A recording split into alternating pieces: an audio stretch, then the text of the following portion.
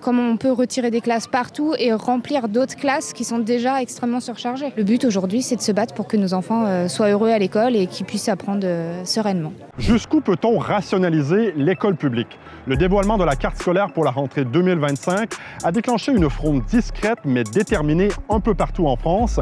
Comme chaque septembre, on fermera et on ouvrira des classes selon les changements démographiques. Mais cette fois-ci, le solde serait encore plus négatif que d'habitude, avec 2600 classes en moins selon le syndicat majoritaire. Voilà pourquoi aujourd'hui je suis en Indre-et-Loire où les parents, les enfants, les enseignants, les élus manifestent pour sauver leur classe et défendre leur vision de l'école publique. Non, non, non, aux fermetures de classe. Oui, oui, oui, aux créations de postes. On nous parle beaucoup d'intelligence artificielle, d'investir massivement dans l'intelligence artificielle. Nous, on veut investir dans l'intelligence tout court, c'est-à-dire l'intelligence de nos enfants, de nos élèves. Comment on peut retirer des classes partout et remplir d'autres classes qui sont déjà extrêmement surchargées. Le but aujourd'hui, c'est de se battre pour que nos enfants soient heureux à l'école et qu'ils puissent apprendre sereinement. On voit toujours que pour des bons résultats scolaires, il faut plus de profs pour moins d'élèves. Et là, la décision qui est prise, c'est vrai que c'est inquiétant pour nos enfants, quoi. C'est un secret pour personne, la population française vieillit et donc le nombre d'élèves diminue d'année en année. En 2024, il y en avait 80 000 en moins sur les bancs d'école du premier degré.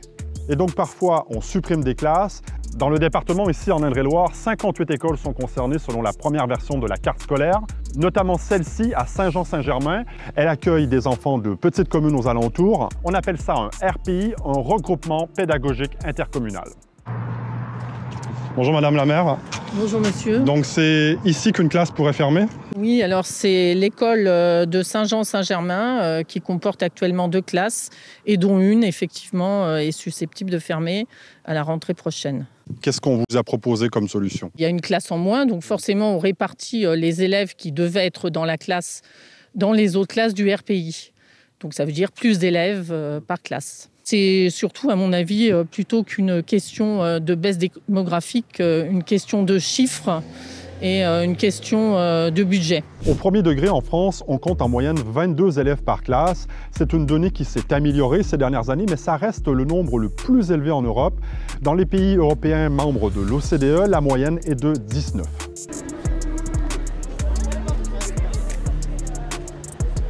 Ça va complètement changer l'organisation des classes. On va passer en double niveau sur toutes les classes, voire triple niveau. On a des classes qui sont toutes petites, qui font 40 mètres carrés, donc on ne va pas pouvoir pousser les murs. On a tout dans nos classes, le bureau de direction, tout le matériel. Voilà, c'est particularité des écoles rurales. Dans mon école, c'est moi qui serai impactée par la fermeture. Vous devriez aller enseigner ailleurs? Oui, il faut faire le mouvement et aller enseigner ailleurs. Et malheureusement, dans notre secteur, ça devient compliqué d'avoir des postes.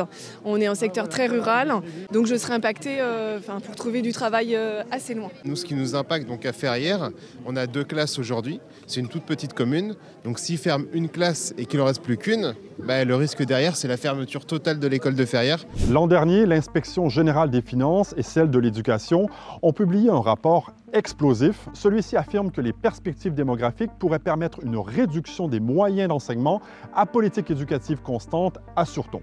En gros, il suffirait de revoir intelligemment le maillage territorial selon certains critères. Par exemple, pas plus de 20 minutes en voiture pour se rendre à l'école. Plusieurs scénarios sont envisagés. L'un d'entre eux prévoit la suppression de 1925 écoles, soit 4% des écoles primaires. Il faut savoir que la France a déjà perdu 40% de ses écoles en 40 ans. On est conscient qu'il y a une baisse démographique. Le problème, c'est que avec l'inclusion qu'on nous demande, par exemple, moi en maternelle, aujourd'hui, je suis confrontée à beaucoup d'enfants qui ont des couches et mon métier a totalement changé.